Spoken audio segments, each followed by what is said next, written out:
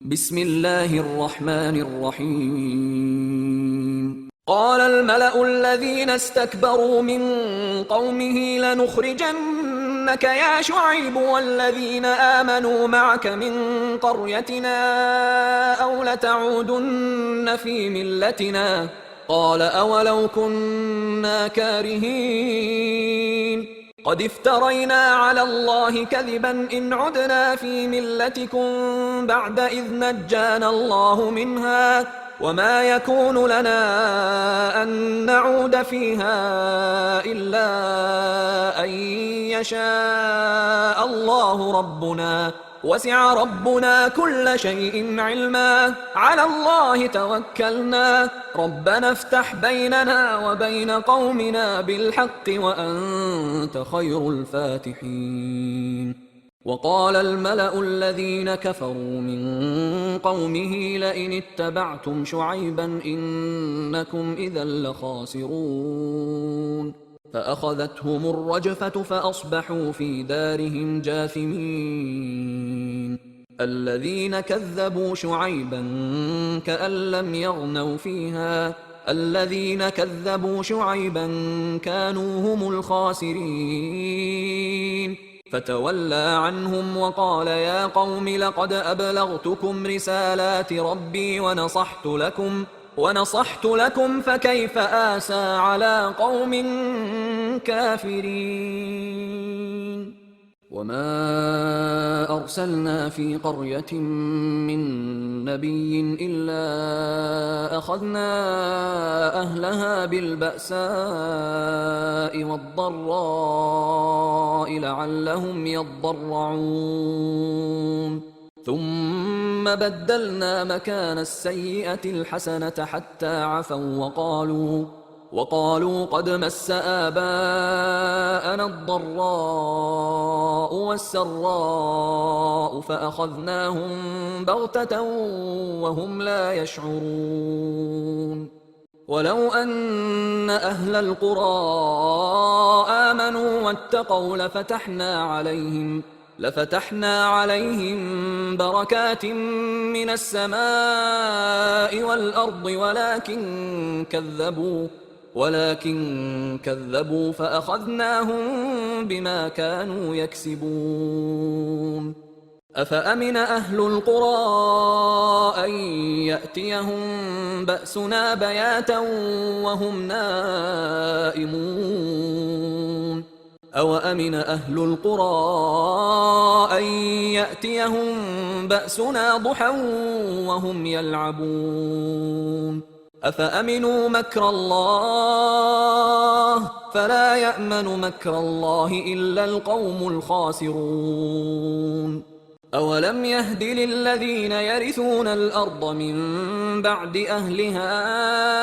أن لو نشاء أصبناهم بذنوبهم ونطبع على قلوبهم فهم لا يسمعون. تلك القرى نقص عليك من أنبائها ولقد جاءتهم رسلهم بالبينات فما كانوا ليؤمنوا بما كذبوا من قبل كذلك يطبع الله على قلوب الكافرين.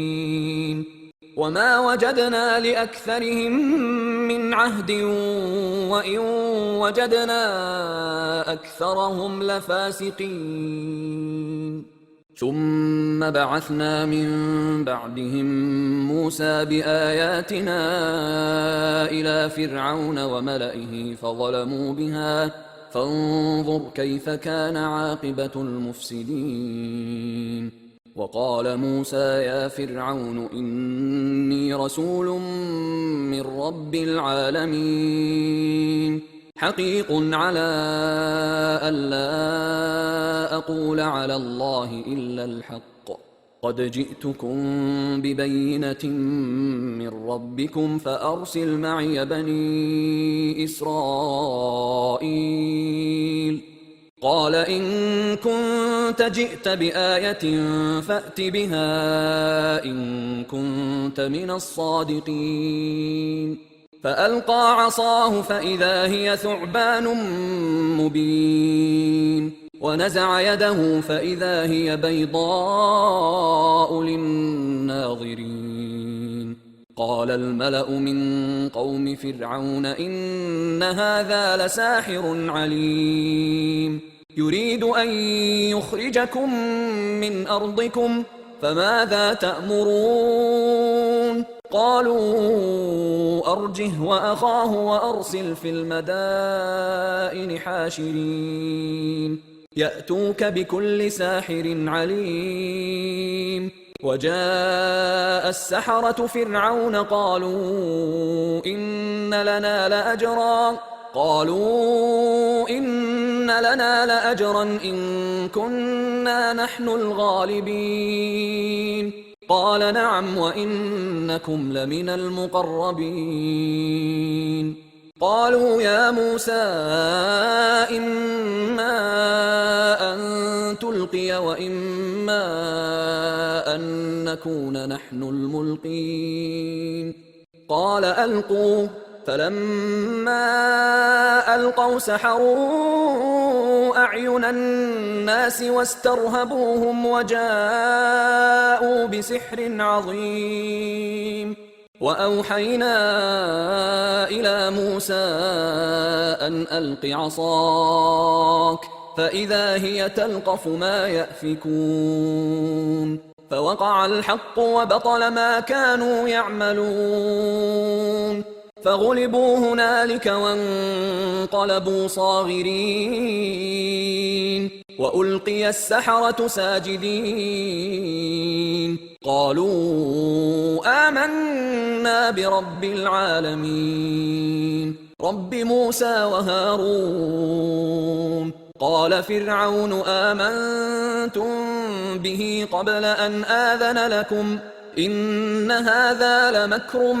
مكرتموه في المدينة لتخرجوا منها أهلها فسوف تعلمون لأقطعن أيديكم وأرجلكم من خلاف ثم لأصلبنكم أجمعين قالوا إنا إلى ربنا منقلبون وما تنقم منا إلا أن آمنا بآيات ربنا لما جاءتنا ربنا أفرغ علينا صبرا وتوفنا مسلمين وقال الملأ من قوم فرعون أتذر موسى وقومه ليفسدوا في الأرض ويذرك وآلهتك قال سنقتل أبناءهم ونستحيي نساءهم وإنا فوقهم قاهرون قال موسى لقومه استعينوا بالله واصبروا إن الأرض لله يورثها من يشاء من عباده والعاقبة للمتقين قالوا أوذينا من قبل أن تأتينا ومن بعد ما جئتنا قال عسى ربكم أن يهلك عدوكم ويستخلفكم في الأرض فينظر كيف تعملون ولقد أخذنا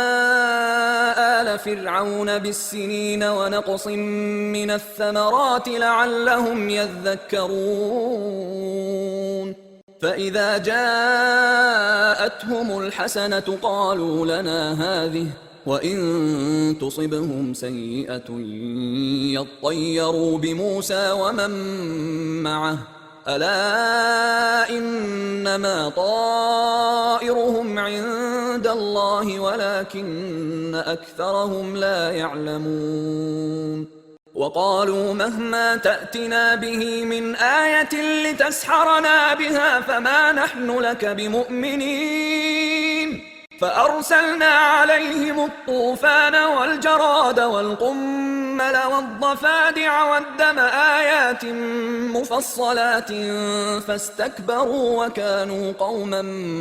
مجرمين ولما وقع عليهم الرجز قالوا يا موسى ادع لنا ربك بما عهد عندك لئن كشفت عنا الرجز لنؤمنن لك ولنرسلن معك بني إسرائيل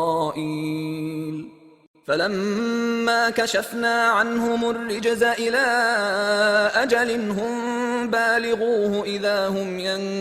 ينكثون فانتقمنا منهم فأغرقناهم في اليم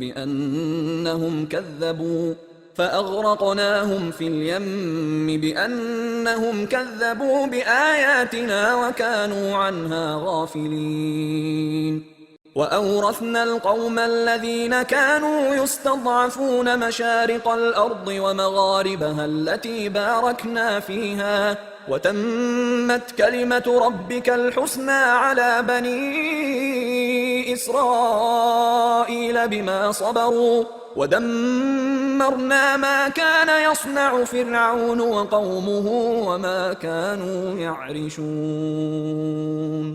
وجاوزنا ببني إسرائيل البحر فأتوا على قوم يعكفون على أصنام لهم قالوا يا موسى اجعل لنا إلها كما لهم آلهة قال إنكم قوم تجهلون إن هؤلاء متبر ما هم فيه وباطل ما كانوا يعملون قال أغير الله أبغيكم إلها وهو فضلكم على العالمين وإذ أنجيناكم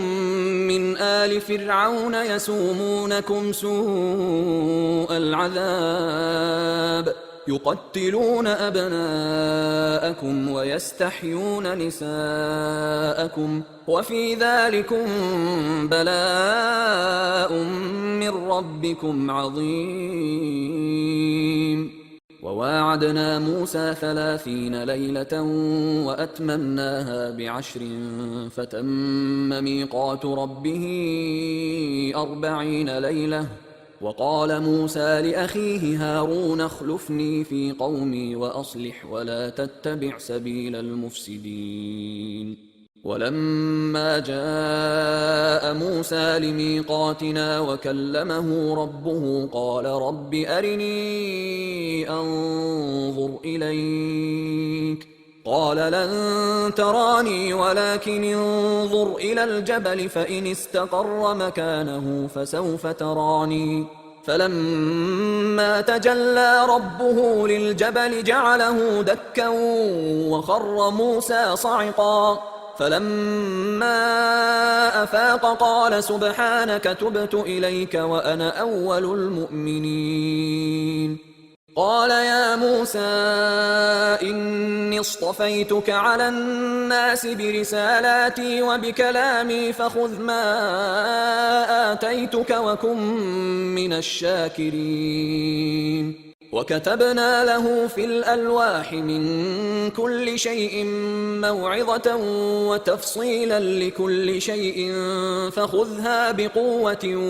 وأمر قومك يأخذوا بأحسنها سأريكم دار الفاسقين سأصرف عن آياتي الذين يتكبرون في الأرض بغير الحق وإن يروا كل آية لا يؤمنوا بها وإن يروا سبيل الرشد لا يتخذوه سبيلا وإن يروا سبيل الغي يتخذوه سبيلا ذلك بأنهم كذبوا بآياتنا وكانوا عنها غافلين والذين كذبوا بآياتنا ولقاء الآخرة حبطت أعمالهم هل يجزون إلا ما كانوا يعملون واتخذ قوم موسى من بعده من حليهم عجلا جسدا له خوار ألم يروا أنه لا يكلمهم ولا يهديهم سبيلا اتخذوه وكانوا ظالمين ولما سقط في أيديهم ورأوا أنهم قد ضلوا قالوا لئن لم يرحمنا ربنا ويغفر لنا لنكونن من الخاسرين. ولما رجع موسى إلى قومه غضبان أسفا قال بئس ما خلفتموني من بعدي أعجلتم أمر ربكم. وألقى الألواح وأخذ برأس أخيه يجره إليه قال ابن أم إن القوم استضعفوني وكادوا يقتلونني فلا تشمت بي الأعداء ولا تجعلني مع القوم الظالمين. قال رب اغفر لي ولأخي وأدخلنا في رحمتك وأنت أرحم الراحمين. إن الذين اتخذوا العجل سينالهم غضب من ربهم وذلة في الحياة الدنيا وكذلك نجزي المفترين. والذين عملوا السيئات ثم تابوا من بعدها وآمنوا إن ربك من بعدها لغفور رحيم. ولما سكت عن موسى الغضب أخذ الألواح وفي نسختها هدى ورحمة للذين هم لربهم يرهبون. واختار موسى قومه 70 رجلا لميقاتنا فلما أخذتهم الرجفة قال رب لو شئت أهلكتهم من قبل وإياي أتهلكنا بما فعل السفهاء منا إن هي إلا فتنتك تضل بها من تشاء وتهدي من تشاء أنت ولينا فاغفر لنا وارحمنا وأنت خير الغافرين. واكتب لنا في هذه الدنيا حسنة وفي الآخرة إنا هدنا إليك. قال عذابي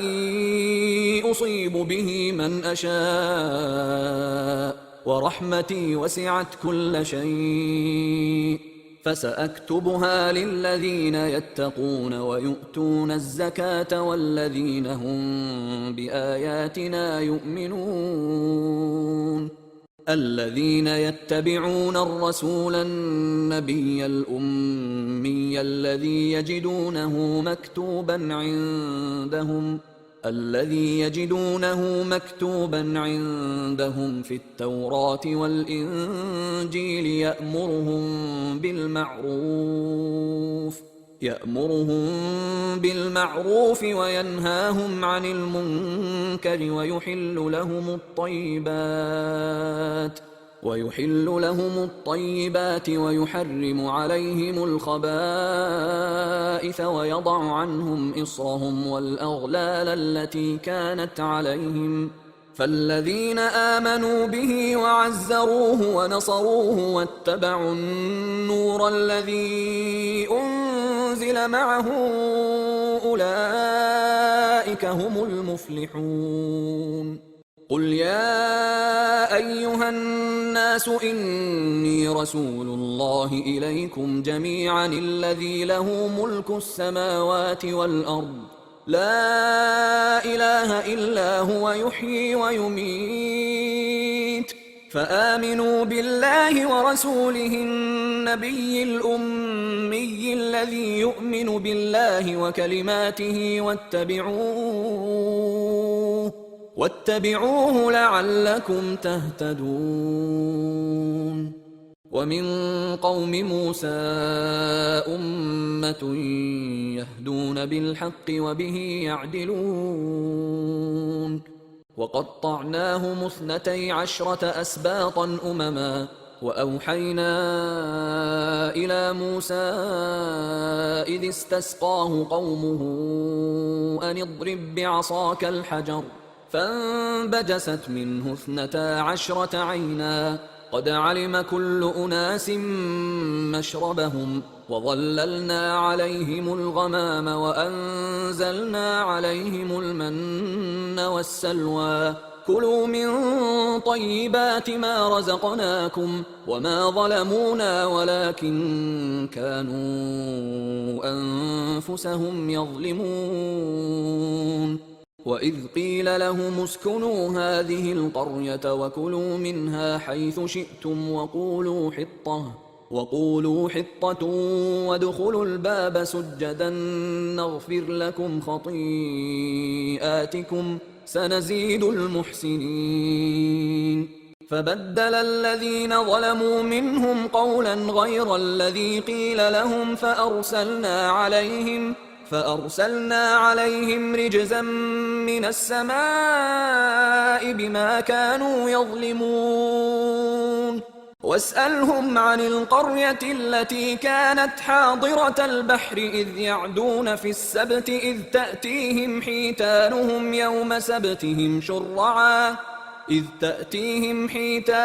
يوم سبتهم شرعا ويوم لا يسبتون لا تأتيهم كذلك نبلوهم بما كانوا يفسقون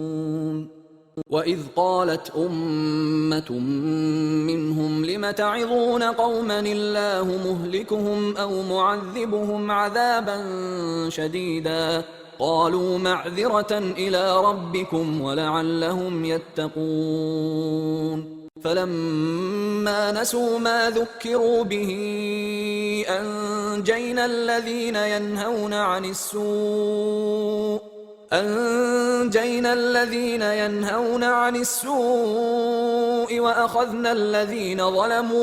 وأخذنا الذين ظلموا بعذاب بئيس بما كانوا يفسقون فلما عتوا عما نهوا عنه قلنا لهم كونوا قردة خاسئين وإذ تأذن ربك ليبعثن عليهم إلى يوم القيامة من يسومهم سوء العذاب إن ربك لسريع العقاب وإنه لغفور رحيم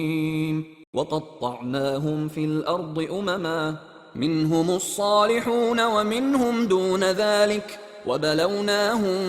بالحسنات والسيئات لعلهم يرجعون فخلف من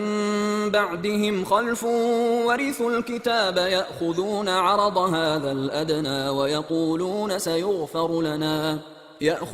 عرض هذا الأدنى ويقولون سيغفر لنا وإن يأتهم عرض مثله يأخذوه ألم يؤخذ عليهم ميثاق الكتاب ألا يقولوا على الله إلا الحق ودرسوا ما فيه والدار الآخرة خير للذين يتقون أفلا تعقلون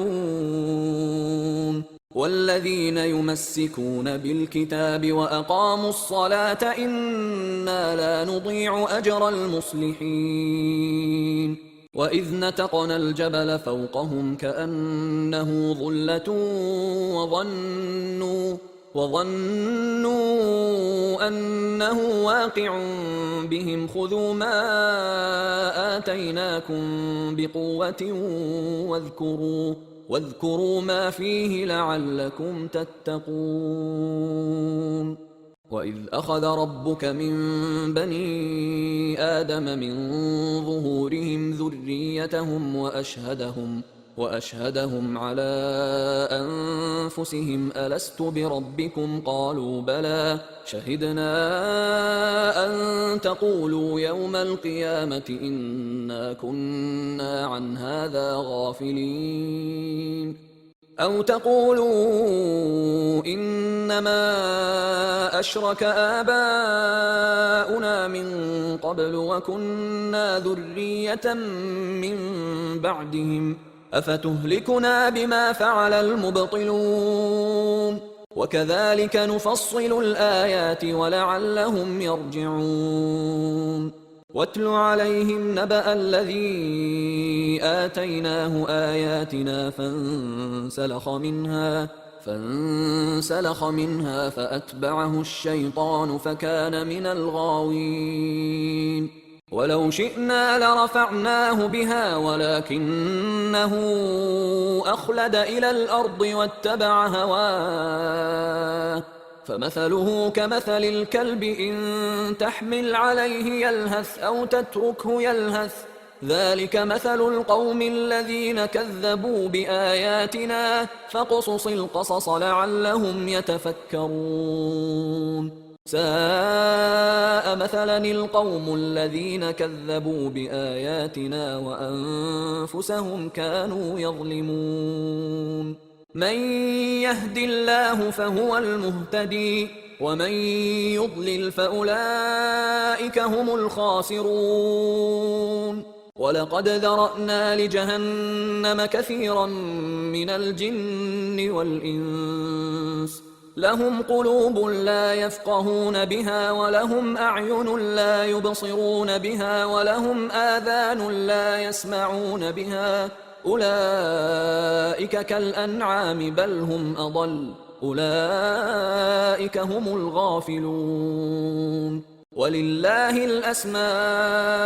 الحسنى فادعوه بها وذروا الذين يلحدون في أسمائه سيجزون ما كانوا يعملون وممن خلقنا أمة يهدون بالحق وبه يعدلون والذين كذبوا بآياتنا سنستدرجهم من حيث لا يعلمون وأملي لهم إن كيدي متين أولم يتفكروا ما بصاحبهم من جنة إن هو إلا نذير مبين أولم ينظروا في ملكوت السماوات والأرض وما خلق الله من شيء وأن عسى أن يكون قد اقترب أجلهم فبأي حديث بعده يؤمنون من يضلل الله فلا هادي له ويذرهم في طغيانهم يعمهون يسألونك عن الساعة أيان مرساها قل إنما علمها عند ربي لا يجليها لوقتها إلا هو ثقلت في السماوات والأرض لا تأتيكم إلا بغتة يسألونك كأنك حفي عنها قل إنما علمها عند الله ولكن أكثر الناس لا يعلمون قل لا أملك لنفسي نفعا ولا ضرا إلا ما شاء الله ولو كنت أعلم الغيب لاستكثرت من الخير وما مسني السوء إن أنا إلا نذير وبشير لقوم يؤمنون هو الذي خلقكم من نفس واحدة وجعل منها زوجها ليسكن إليها فلما تغشاها حملت حملا خفيفا فمرت به فلما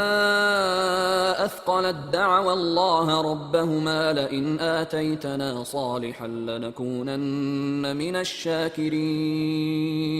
فلما آتاهما صالحا جعلا له شركاء فيما آتاهما فتعالى الله عما يشركون أيشركون ما لا يخلق شيئا وهم يخلقون ولا يستطيعون لهم نصرا ولا أنفسهم ينصرون وإن تدعوهم إلى الهدى لا يتبعوكم سواء عليكم أدعوتموهم أم أنتم صامتون إن الذين تدعون من دون الله عباد أمثالكم فادعوهم فليستجيبوا لكم إن كنتم صادقين ألهم أرجل يمشون بها أم لهم أيدي يبطشون بها أم لهم أعين يبصرون بها أم لهم آذان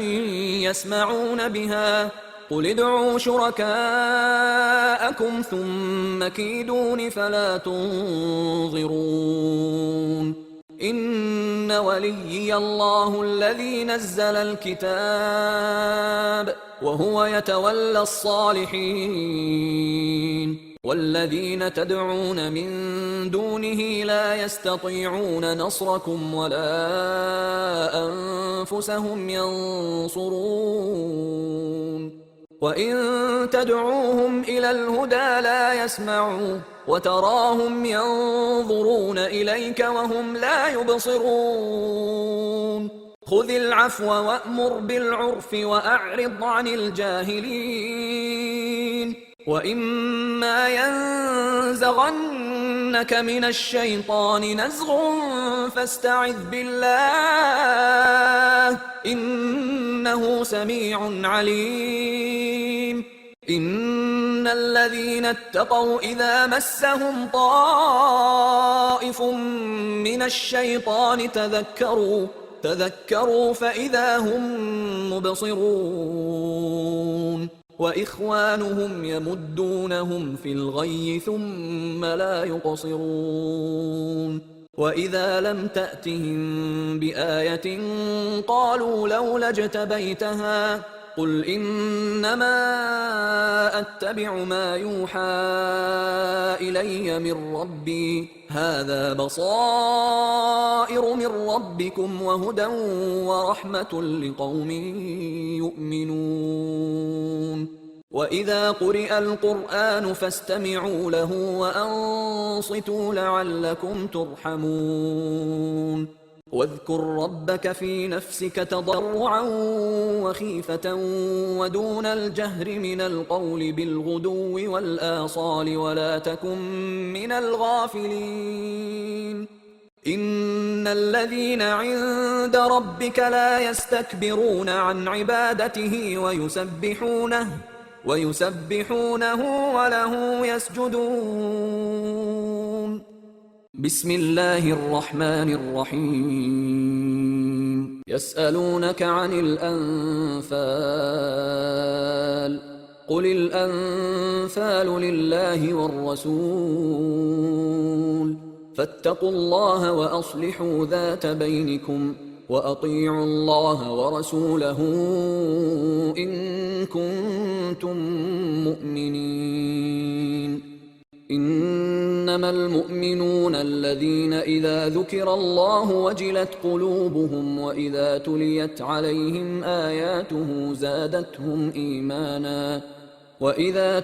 عليهم آياته زادتهم إيمانا وعلى ربهم يتوكلون الذين يقيمون الصلاة ومما رزقناهم ينفقون أولئك هم المؤمنون حقا لهم درجات عند ربهم ومغفرة ورزق كريم كما أخرجك ربك من بيتك بالحق وإن فريقا من المؤمنين لكارهون يجادلونك في الحق بعدما تبين كأنما يساقون إلى الموت وهم ينظرون وإذ يعدكم الله إحدى الطائفتين أنها لكم وتودون أن غير ذات الشوكة تكون لكم ويريد الله أن يحق الحق بكلماته ويقطع دابر الكافرين ليحق الحق ويبطل الباطل ولو كره المجرمون إذ تستغيثون ربكم فاستجاب لكم أني ممدكم ب1000 من الملائكة مردفين وما جعله الله إلا بشرى ولتطمئن به قلوبكم وما النصر إلا من عند الله إن الله عزيز حكيم إذ يغشيكم النعاس أمنة منه وينزل عليكم من السماء ماء ليطهركم به ويذهب عنكم رجز الشيطان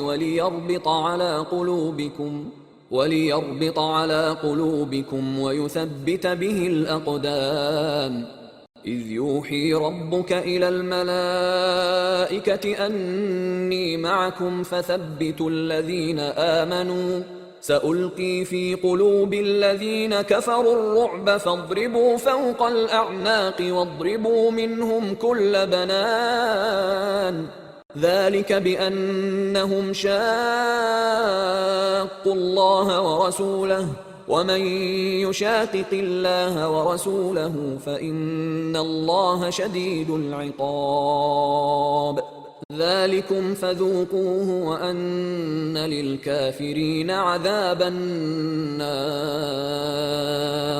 يا أيها الذين آمنوا إذا لقيتم الذين كفروا زحفا فلا تولوهم الأدبار ومن يولهم يومئذ دبره إلا متحرفا لقتال أو متحيزا إلى فئة فقد باء بغضب من الله ومأواه جهنم وبئس المصير فلم تقتلوهم ولكن الله قتلهم وما رميت إذ رميت ولكن الله رمى وليبلي المؤمنين منه بلاء حسنا إن الله سميع عليم ذلكم وأن الله موهن كيد الكافرين إن تستفتحوا فقد جاءكم الفتح وإن تنتهوا فهو خير لكم وإن تعودوا نعد ولن تغني عنكم فئتكم شيئا ولو كثرت وأن الله مع المؤمنين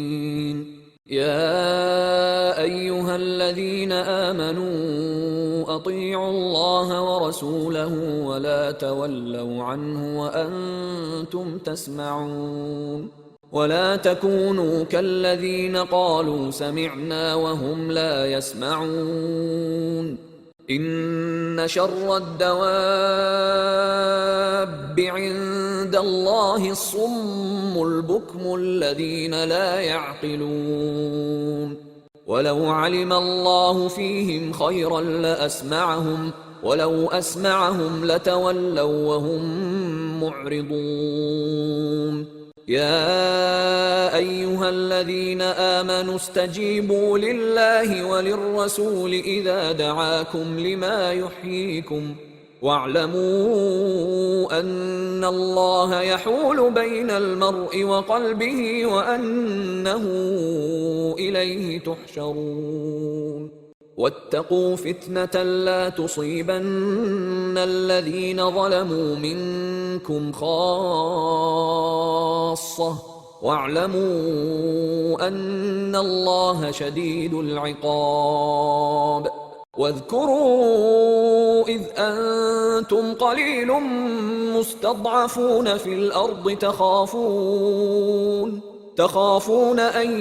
يتخطفكم الناس فآواكم وأيدكم بنصره ورزقكم من الطيبات لعلكم تشكرون يا أيها الذين آمنوا لا تخونوا الله والرسول وتخونوا أماناتكم وأنتم تعلمون واعلموا أنما أموالكم وأولادكم فتنة وأن الله عنده أجر عظيم. يا أيها الذين آمنوا إن تتقوا الله يجعل لكم فرقانا ويكفر عنكم سيئاتكم ويغفر لكم، والله ذو الفضل العظيم. وإذ يمكر بك الذين كفروا ليثبتوك أو يقتلوك أو يخرجوك ويمكرون ويمكر الله والله خير الماكرين. وإذا تتلى عليهم آياتنا قالوا قد سمعنا لو نشاء لقلنا مثل هذا إن هذا إلا أساطير الأولين. وإذ قالوا اللهم إن كان هذا هو الحق من عندك فأمطر علينا حجارة من السماء أو ائتنا بعذاب أليم. وما كان الله ليعذبهم وأنت فيهم وما كان الله معذبهم وهم يستغفرون. وما لهم ألا يعذبهم الله وهم يصدون عن المسجد الحرام وما كانوا أولياءه إن أولياؤه إلا المتقون ولكن أكثرهم لا يعلمون. وما كان صلاتهم عند البيت إلا مكاء وتصدية فذوقوا العذاب بما كنتم تكفرون. إن الذين كفروا ينفقون أموالهم ليصدوا عن سبيل الله فسينفقونها ثم تكون عليهم حسرة ثم يغلبون والذين كفروا إلى جهنم يحشرون.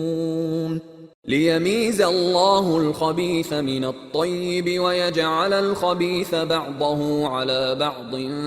فيركمه جميعا فيجعله في جهنم أولئك هم الخاسرون. قل للذين كفروا إن ينتهوا يغفر لهم ما قد سلف وإن يعودوا فقد مضت سنة الأولين. وقاتلوهم حتى لا تكون فتنة ويكون الدين كله لله فإن انتهوا فإن الله بما يعملون بصير. وإن تولوا فاعلموا أن الله مولاكم نعم المولى ونعم النصير.